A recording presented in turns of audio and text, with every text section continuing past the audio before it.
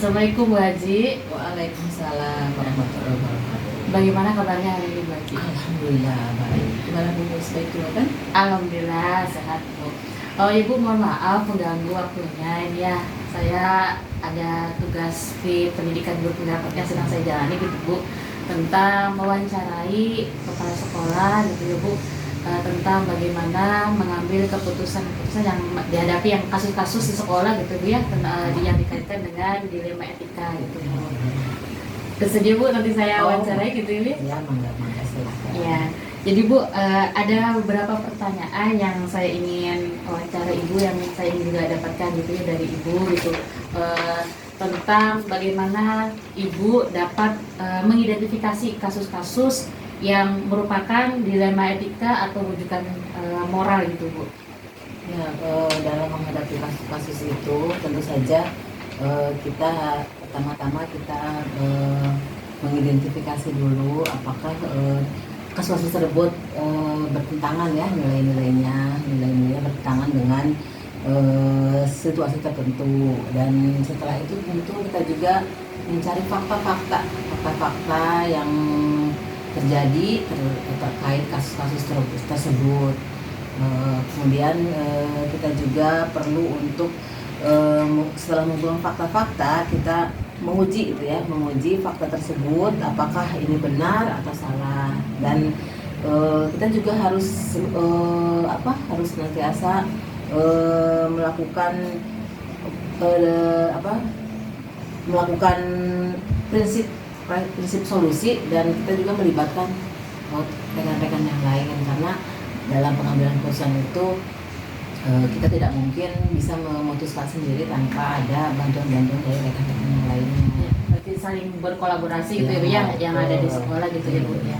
Baik Bu, kemudian pertanyaan yang kedua Bu, untuk caranya Bu, bagaimana Ibu dalam mengambil keputusan, di mana opsi keputusannya itu adalah sama-sama benar atau sama-sama mengandung nilai-nilai kebajikan gitu Bu, bagaimana Bu?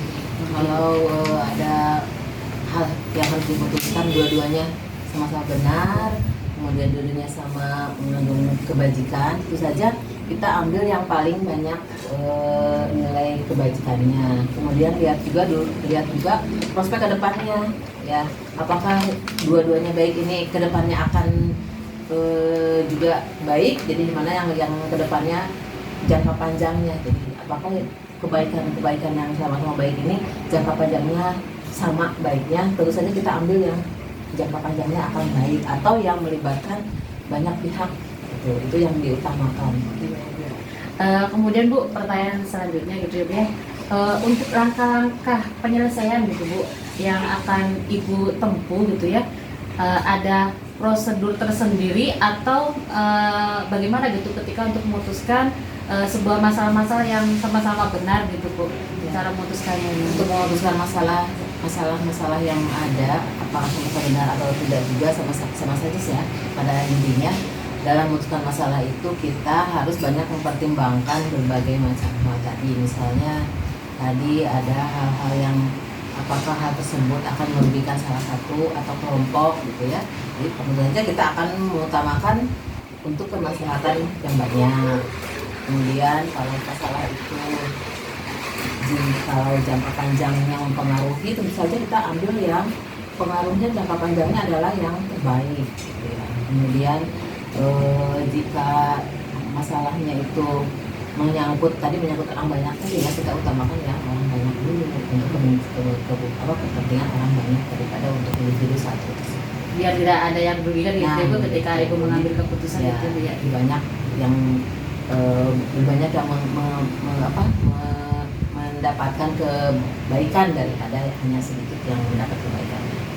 Baik Bu, terus ini Bu, kira-kira nih Bu, menurut Ibu yang Ibu anggap efektif, kemudian sebuah kekuatan dari sekolah yang Ibu pimpin gitu ya Bu dalam pengambilan keputusan itu, kira-kira pernah nggak Bu dalam kasus apa yang Ibu tangani kemudian ada Ibu menerapkan ini masuk dilema etika gitu, kasus-kasus yang seperti apa Bu yang pernah Ibu ambil keputusan gitu?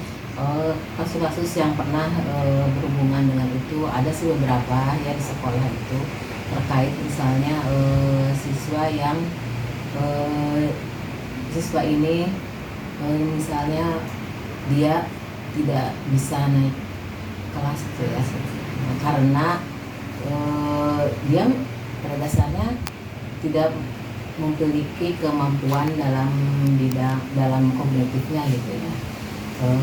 Kemudian dia juga malas gitu ya, udah malas. Kemudian namun di lain pihak latar belakang keluarganya itu adalah keluarga broken home, jadi dia membutuhkan perhatian sebetulnya. Jadi nah pada saat kita akan memutuskan dia tidak naik atau naik, nah jika tidak naik maka dia diperkirakan anak ini akan mengalami penurunan karena kurangnya pantauan atau perhatian dari orang tua.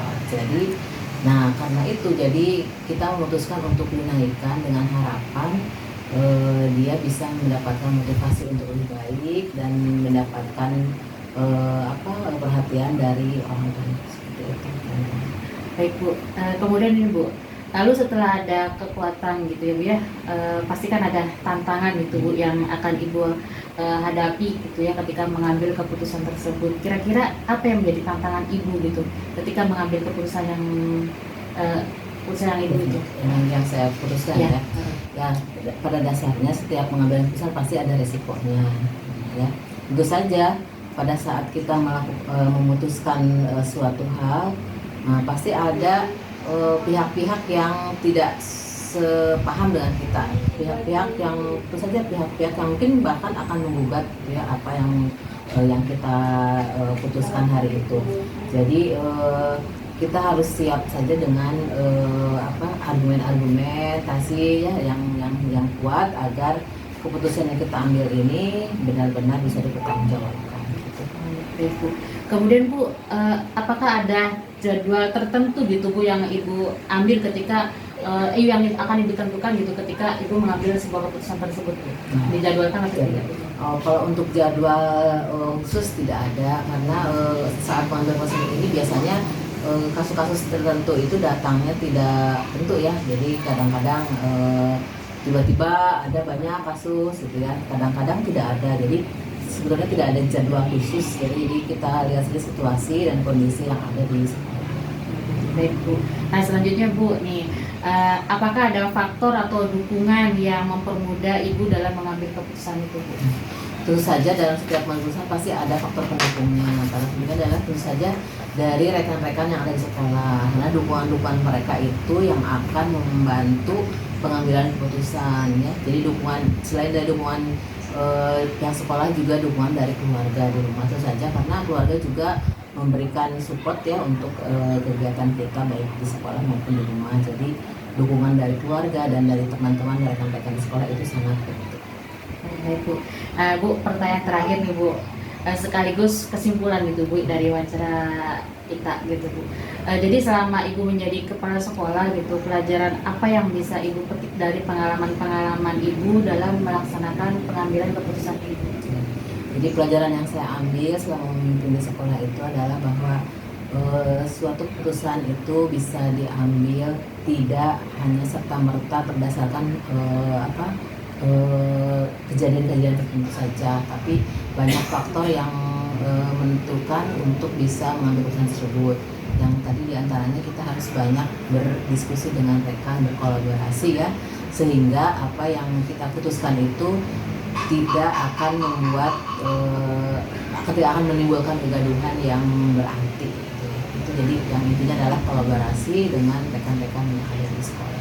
Ya, mungkin demikian saja ya Bu Haji, terima kasih atas waktunya sudah membantu saya dan saya diberikan kesempatan untuk mewawancara Ibu. Terima kasih Bu. Assalamualaikum warahmatullahi wabarakatuh. Waalaikumsalam warahmatullahi wabarakatuh.